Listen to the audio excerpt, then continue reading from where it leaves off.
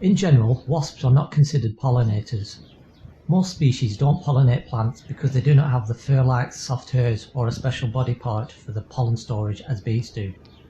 Because of this, pollen doesn't stick to them very well. However, there are some species that are able to transport pollen without these hairs. Certain plants are more likely to attract wasps than others, usually because they house some sort of food source, like fruits, flowers, or other insects. This may not sound like good news, but wasps are actually highly beneficial insects, both as pollinators and predators of other bugs. So put simply, without wasps, we will be overrun with insect pests in the garden.